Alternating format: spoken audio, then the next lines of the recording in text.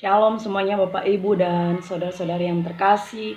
Di video kali ini saya akan berbagi tentang renungan firman Tuhan yang menjadi refleksi saya secara pribadi, dan saya mau berbagi kepada kita semua.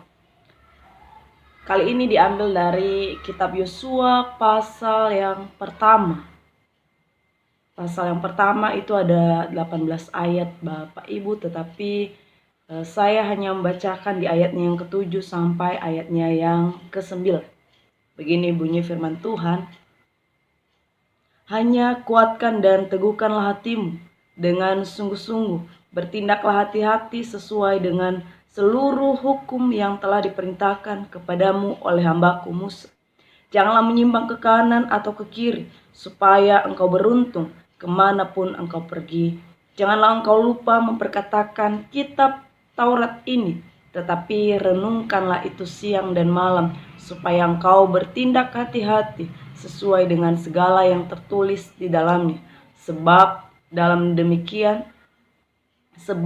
demikian perjalananmu akan berhasil dan engkau akan beruntung. Bukankah telah kuperintahkan kepadamu, kuatkan dan teguhkanlah hatimu, janganlah kecut dan tawar hati, sebab Tuhan Allahmu menyertai engkau kemanapun engkau pergi.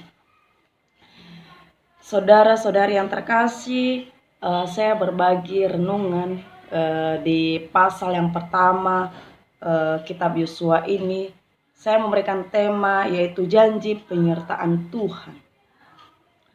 Bapak Ibu yang terkasih, kita bisa melihat bagaimana janji penyertaan Tuhan di dalam kehidupan Yosua ketika Tuhan memilih dia menjadi pemimpin, meneruskan tugas dari Musa. Karena dia sudah meninggal, maka Yosua diangkat oleh Tuhan untuk memimpin bangsa Israel. Maka janji penyertaan Tuhan diberikan kepada Yosua supaya dia bisa semangat, bisa kuat, teguh dalam melakukan tugasnya yang Tuhan berikan kepadanya.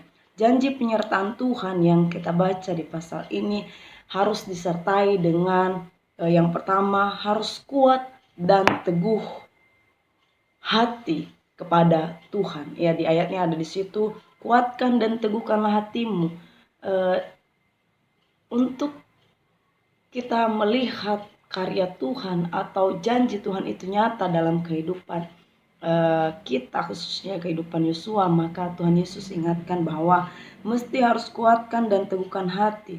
Memiliki iman, kepercayaan yang teguh kepada Tuhan itu hal yang utama, sehingga Yosua bisa melihat bahwa ada penyertaan Tuhan dalam kehidupannya. Hal yang kedua adalah memperkatakan kitab Taurat.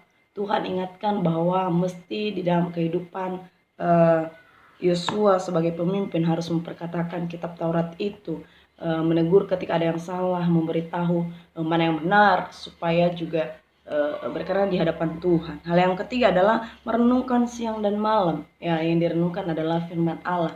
Tuhan mau supaya Yosua mengalami persekutuan dengan Tuhan, merenungkan firman Tuhan, supaya firman Tuhan katakan supaya Yosua ini bertindak hati-hati di dalam memimpin bangsa Israel, supaya tidak menyimpang ke kanan dan kiri. Maka perlulah mengalami persekutuan dengan Tuhan, merenungkan firman itu siang dan malam. Maka janji Tuhan itu akan nyata di dalam kehidupannya. Tuhan katakan, aku akan menyertai engkau kemanapun engkau pergi.